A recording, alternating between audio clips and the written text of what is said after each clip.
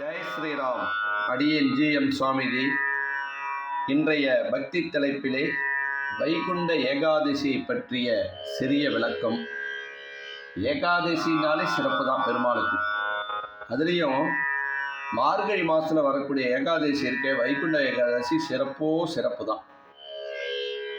ஒவ்வொரு ஏகாதசியும் விரதம் இருக்கலாம், ஆனால் நம்மளால் அதெல்லாம் சாத்தியப்படாதவா வைகுண்ட ஏகாதசி என்று விரதம் இருப்பது உன்னதமான ஒரு பலனை கொடுக்கும்.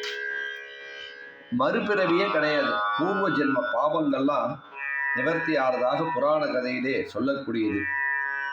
அன்னைக்கு விரதம் இருப்பது உன்னதமான பலன்கள். முழு உபவாசம் இருப்பது நல்லது. ஏன்னா இப்போ இருக்கக்கூடிய காலகட்டத்திலே உடல் உபாதை உள்ளவா உபவாசங்கள் முழுமையாக இருக்க முடியாது. அப்படி உள்ளவா வரும்போது ஏகாதசி அன்னைக்கு காலம்பரை ஏந்திருந்து குளிச்சுட்டு பெருமாள் ஆலயத்துக்கு சென்று வீட்டிலே வரும்போது துளசி தீர்த்தம் வச்சு அந்த துளசி தீர்த்தத்தை பெருமாளுக்கு நைவேத்தியங்கள் செய்து அதை உட்கொள்வது ரொம்ப நல்லது.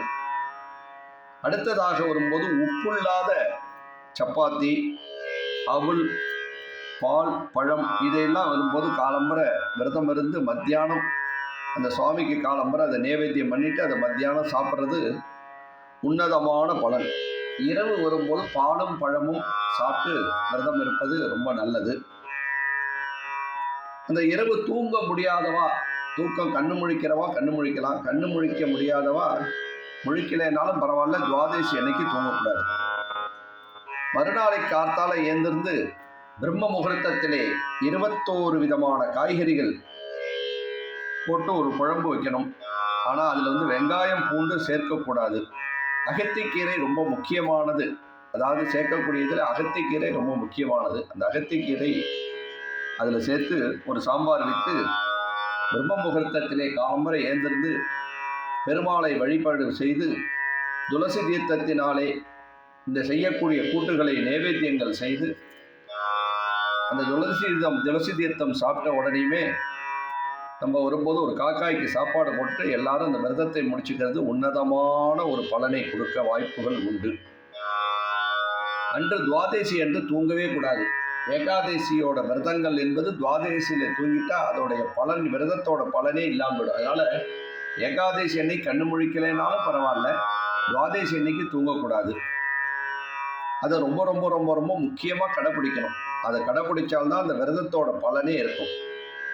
இப்பேற்பட்ட உன்னதமான விரதங்கள் என்பது எல்லாருமே கடைபிடிக்கலாம். எளிய விரதங்களை நம்ம கடைபிடிச்சமானாலே போதுமான அளவு. அவசியம் வரும்போது ஆலயங்களுக்கு சென்று வருவது உன்னதமான பலன். அவசியம் வரும்போது ஆலயங்களுக்கு அன்னைக்கு ஏகாதசி அன்னைக்கும் போகணும், துவாதசி அன்னைக்கும் போயிட்டு வர்றது ரொம்ப முக்கியமானது. துவாதசி அன்னைக்கும் வரும்போது இரவு சாப்பிட்றது அதாவது அன்னங்கள் சாப்பிடாமல் இருக்கிறது நல்லது. ஏன்னா ஏகாதசி அன்னைக்கு விரதம் இருந்து துவாதசி அன்னைக்கு வரும்போது முடித்தாலும் அன்னைக்கும் வரும்போது வெங்காயம் இல்லாமலும் இரவு வரும்போது பலகாரங்கள் ஏதாவது சாப்பிட்டு விரதங்கள் இருப்பது ரொம்ப ரொம்ப ரொம்ப ரொம்ப ரொம்ப முக்கியமான ஒரு பலனாகும். இப்பேற்பட்ட உன்னதமான ஒரு வைகுண்ட ஏகாதசியை அனைவரும் பின்பற்றினோமானால் இறைவனின் பரிபூரணமான அருளை பெறுவோமாக.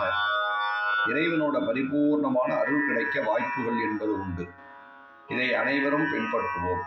கோவிந்தா கோவிந்தா கோவிந்தா கோவிந்தா கோவிந்தா கோவிந்தா.